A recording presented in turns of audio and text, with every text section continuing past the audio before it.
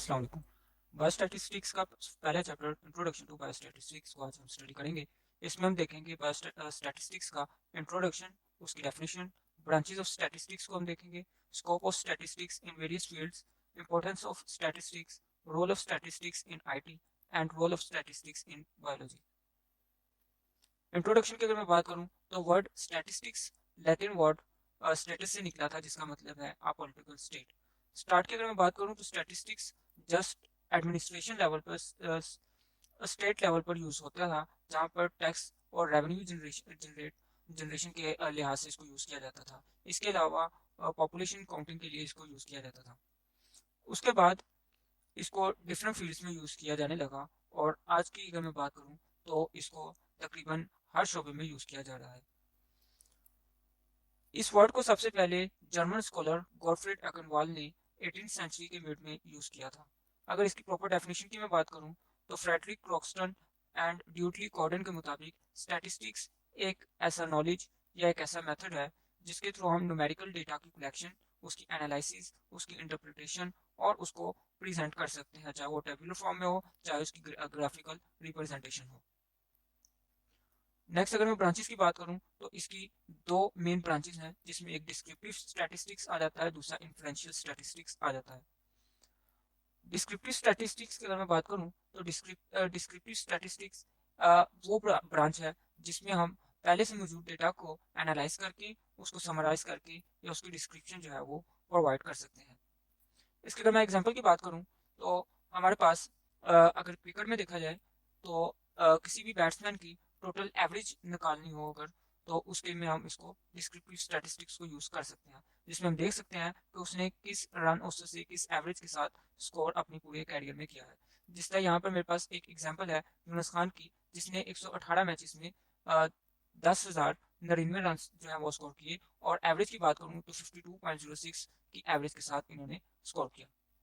तो इस तरह से हम डिस्क्रिप्टिव स्टैटिस्टिक्स को यूज कर सकते हैं। इसके अलावा भी हम इसको डिफरेंट फील्ड्स में यूज कर सकते हैं। जिस तरह अगर किसी एजुकेशनल इंस्टीट्यूट में हम स्टूडेंट्स की परफॉर्मेंस देख सकते हैं कि इस साल उन्होंने क्या मार्क्स गेन किए डिफरेंट सब्जेक्ट्स में। नेक्स्ट की अगर मैं बात करूं तो इन्फ्लुएंशियल स्टैटिस्टिक्स आ जाता है, जिसमें हम पहले से मौजूद रिकॉर्ड को एनालाइज करके उसकी बेसिस पे उसको एस्टिमेट कर सकते हैं, इन्फ्लुएंसेस कर सकते हैं, और उसी की बेस पर हम डिफरेंट डिसीजन जो हैं वो ले सकते हैं। ये डिसीजंस पॉपुलेशन के पैरामीटर के लिए हम ले सकते हैं उस सैंपल डेटा के मुताबिक। पैरामीटर एक्चुअली वो डेटा है जो कि हम किसी पॉपुलेशन से हासिल करते हैं। इसकी एक बेहतरीन मिसाल मैं इस तरह से ले सकता हूँ कि अगर आप किसी चावल की देख के बारे में चेक करना चाहते हैं कि वो चावल सही पके हैं या नहीं पके, उसके लिए आप एक सैंपल लेते हैं वहां से, एक प्लेट, दो प्लेट लेते हैं, उसको आप टेस्ट करके देखते हैं, और उसके बेस पर आप उस पूरी पॉपुलेशन मीन्स के उस पूरी देख के बारे में कंक्लूजन निकाल सकते हैं। इसकी अगर एक और एग्जांपल अगर मैं लूँ तो आप ने क्रिकेट में कई दफा देखा होगा कि वहां पर एक विन प्रोबेबिलिटी शो हो रही होती है। दोनों टीम्स में से की परसेंटेज दी जाती है कि उस मैच को विन करने के किस टीम के पास कितने ज्यादा चांसेस हैं। जिस तरह नीचे आप देख सकते हैं, इसमें इंडिया के 66% चांस है इस मैच को जीतने के, जबकि इंग्लैंड के 34% विनिंग चांस है। ये किस बेस पर इसको लिया जाता है? इसमें रन रेट चेक किया जाता है उस मैच के बीच के किस रन रेट के साथ कौन सी टीम जो है वो प्ले कर रही है। उसकी बेस पर एक विन प्रिडिक्शन जो है वो दी जाती है। नेक्स्ट अगर मैं स्कोप की बात करूं स्टैटिस्टिक्स की, तो स्टैटिस्टिक्स जो है इसको यूनिवर्सल लेवल पर सर्च यूज किया जाता है, इसके डिफरेंट टूल्स को यूज किया जाता है। अगर मैं बात करूं तो हम यहाँ पर चंद फील्ड्स को देखेंगे जहाँ पर स्टैटिस्टिक्स का बहुत इंपॉर्टेंट रोल है। इसमें हम बिजनेस लेवल पर, एडमिनिस्ट्रेशन लेवल पर, इकोनॉमिक्स लेवल पर देखेंगे। इसके अलावा स्पोर्ट्स और साइंस के हवाले से भी इसको स्टडी करेंगे। Statistics and business. स्टैटिस्टिक्स जो है वो बिजनेस में हमारे लिए काफ़ी बेनिफिशियल साबित हो सकती है। किस तरीके से कि हम ये हमें अलाउ करती है कि हम अपनी बिजनेस की लोकेशन को आइडेंटिफाई कर सकें। मान लें कि अगर हम कोई न्यू बिजनेस स्टार्ट करने जा रहे हैं, तो उसमें सबसे पहले हम देखेंगे कि हमारे पास बायर्स कौन से होंगे जिनको हमने अपनी प्रोडक्ट जो है वो सेल करनी है। किस लोकेशन पर हमें बायर्स जो हैं वो अच्छे मिल सकते हैं, कौन कौन से बायर्स जो हैं वो हमारे प्रोडक्ट को सेल करने के लिए ज़्यादा सूटेबल हैं। उसके लिए हमें डेटा चाहिए होगा और उस डेटा को डेटा को हम एनालाइज करेंगे और उसकी बेस पर हम कंक्लूड करेंगे।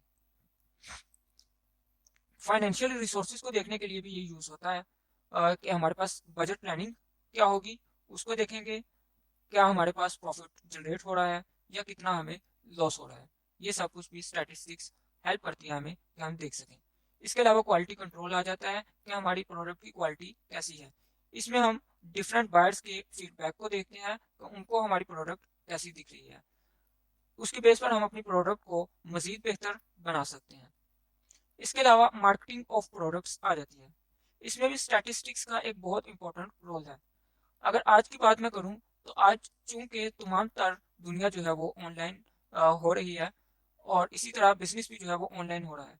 इसी तरह ई कॉमर्स और डिफरेंट प्लेटफॉर्म्स के थ्रू डिफरेंट बिजनेसमैन जो है वो अपनी प्रोडक्ट को ऑनलाइन सेल कर रहे हैं। इसके लिए डिफरेंट डेटा को कलेक्ट किया जाता है कि पूरी दुनिया में या किसी खास खिते के अंदर हमारे पास कितने बायर्स मौजूद हैं और उन बायर्स को अचीव किस तरह से हमने करना है, उनको एक्सेस किस तरह करना है और उन तक अपनी प्रोडक्ट की इंफॉर्मेशन किस तरह पहुंचानी है। उसके लिए स्टैटिस्टिक्स हमें डेटा को प्रोवाइड करती है, उसको एनालाइज करने में हेल्पफुल होती है और उन तक हमारी इंफॉर्मेशन पहुंचाने में हमें हेल्प करती है। इसके अलावा अवेलेबिलिटी ऑफ वर्कर्स आ जाता है कि हमारी जो बिजनेस है उसके अंदर कितने वर्कर्स जो है वो काम कर रहे हैं, उनके तमाम तर रिकॉर्ड को रखना, ये स्टैटिस्टिक्स का एक बहुत अहम रोल है। उनकी तमाम इंफॉर्मेशन रखना, उनकी मंथली पेज उनको देखना, ये सब कुछ हम इसके थ्रू ईजी हो जाता है। इसी तरह स्टैटिस्टिक्स जो है इन सब चीज़ों की मदद से हमें इस काबिल बनाती है कि हम मैक्सिमम प्रॉफिट जो है वो जनरेट कर सकें। नेक्स्ट हमारे पास आ जाता है scope of statistics in administration level. Administration level जो होता है वो एक स्टेट लेवल होता है, गवर्नमेंट लेवल होता है। तो स्टैटिस्टिक्स जो है वो गवर्नमेंट लेवल पर भी काफ़ी हेल्पफुल होती है, जिसमें पॉपुलेशन एस्टिमेशन, पॉपुलेशन का रिकॉर्ड रखना कि किस खिते में कितनी पॉपुलेशन है, कितने मर्द हैं कितनी औरतें हैं। इसके अलावा बर्थ रेट, डेथ रेट, इन सब को देखना इसका काम होता है। नेशनल वेल्थ आ जाता है। इसके अलावा एग्रीकल्चर में कि किस साल कितना हमारा क्रॉप प्रोडक्शन है। इसके अलावा उसकी इंपोर्ट एक्सपोर्ट क्या होगी।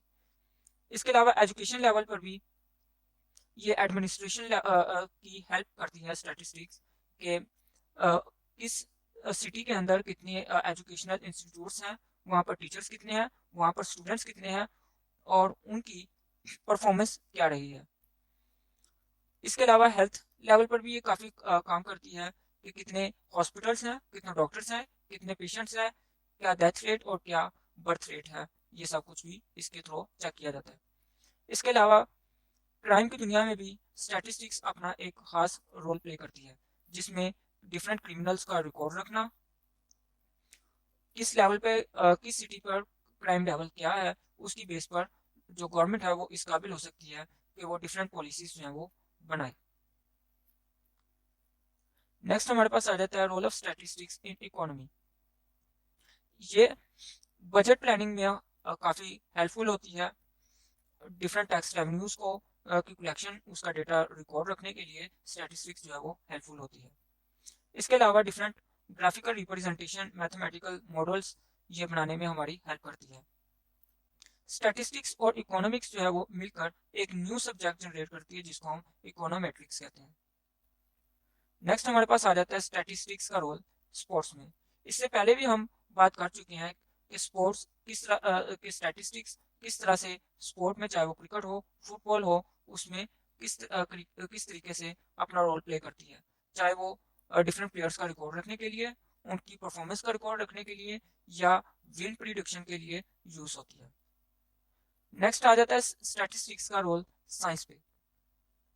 स्टैटिस्टिक्स जो है वो एक्सपेरिमेंट्स को करने के लिए और डिफरेंट रिसर्च के लेवल पर हमें काफ़ी हेल्पफुल साबित होती है, चाहे वो फिजिक्स हो, केमिस्ट्री हो, स्टॉक मार्केट हो, कंप्यूटर साइंस हो, जियोलॉजी हो, मैथमेटिक्स हो या सोशियोलॉजी में ये हेल्पफुल साबित होती है।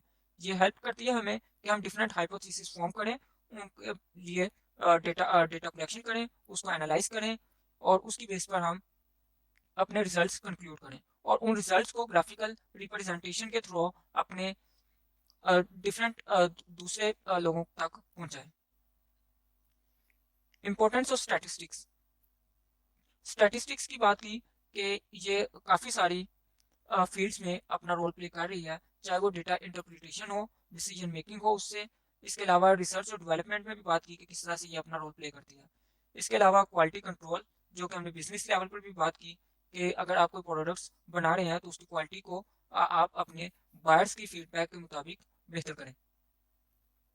पॉलिसी फॉर्मेशन की बात की कि एडमिनिस्ट्रेशन लेवल पर किस तरह से जो गवर्नमेंट है वो डेटा चेक करती है, चाहे वो क्राइम लेवल पर हो, चाहे वो एजुकेशन लेवल पे हो, चाहे वो हेल्थ लेवल पर हो। अगर कहीं हेल्थ की परफॉर्मेंस बुरी जा रही है तो वहाँ पर डिफरेंट पॉलिसीज जो है वो गवर्नमेंट फॉर्म करती है। जिस तरह कोविड-19 की मैं बात करूँ तो कोविड-19 के दौर में गवर्नमेंट के पास जो डेटा पहुंचा वो स्टैटिस्टिक्स के थ्रू पहुंचा कि किस सिटी में कोविड-19 के जो पेशेंट्स हैं वो ज़्यादा हैं और उनके लिए डिफरेंट पॉलिसीज जो है वो फॉर्म की थी गवर्नमेंट ने। इसके बाद हमारे पास इनहेंस कम्युनिकेशन आ जाता है कि जिस तरह मैंने बात की कि अगर आप रिसर्च करते हैं तो उस रिसर्च के थ्रू आपके पास जितने भी रिजल्ट्स आए हैं उनको आप ग्राफिकल रिप्रेजेंटेशन के थ्रू अपने डिफरेंट लोगों तक पहुंचा सकते हैं। नेक्स्ट आ जाता है importance of statistics in information technology. IT के शोबे में स्टैटिस्टिक्स ने भी अपना बहुत रोल प्ले किया है। इसमें मैं अगर बात करूं तो data analysis, artificial intelligence, machine learning development, system optimisation and decision making में और इसके अलावा डिफरेंट सेक्टर्स में ये अपना रोल प्ले कर रही है। अगर मैं बात करूं डेटा साइंटिस्ट की तो एक अच्छे से अच्छा जो डेटा साइंटिस्ट है उसकी अगर एवरेज इनकम की बात करूं तो वो 1 से 1.5 लाख डॉलर पर ईयर जो है वो कमा रहा है। और पाकिस्तान में अगर बात करूं पाकिस्तान रुपीस के हिसाब से इसकी बात करूं तो ये 3 करोड़ से 4 करोड़ रुपया जो है वो सालाना बनता है, जो कि एक डेटा साइंटिस्ट जो है वो कमा रहा है। इसके अलावा भी जितने डिफरेंट फील्ड्स हैं आईटी से रिलेटेड उसमें अगर बात करें तो ये स्टैटिस्टिकल एनालिसिस को यूज करके डिफरेंट पीपल्स जो है वो एक हाई रेवेन्यू जो है वो कमा रहे हैं। Importance of statistics in biology. अगर बायोलॉजी की बात करें तो इसमें स्टैटिस्टिक्स से जो है वो एक न्यू फील्ड जनरेट होती है जिसको हम बायोस्टैटिस्टिक्स कहते हैं। ये हमें हेल्पफुल होती है कि डिफरेंट बायोलॉजिकल प्रॉब्लम्स को हम सॉल्व कर सकें रिसर्च के थ्रू। इसके अलावा हेल्थ मेडिकल रिसर्च में ये यूज़ होती है। ये हमें अलाउ करती है कि हम डिफरेंट लिविंग ऑर्गेनिजम्स के डेटा को कलेक्ट कर सकें, उसको एनालाइज कर सकें, उसको इंटरप्रेट कर सकें। इसके डिफरेंट यूजेस अगर बायोस्टैटिस्टिक्स की बात करूं तो क्लिनिकल ट्रायल्स आ जाते हैं, एग्रीकल्चरल स्टैटिस्टिक्स आ जाती है और इसके अलावा पब्लिक हेल्थ आ जाती है।